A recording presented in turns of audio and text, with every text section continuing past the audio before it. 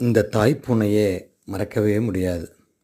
எங்கள் நகரில், அதுவும் எங்கள் தெருவில் பல வருஷம் ஆகுது.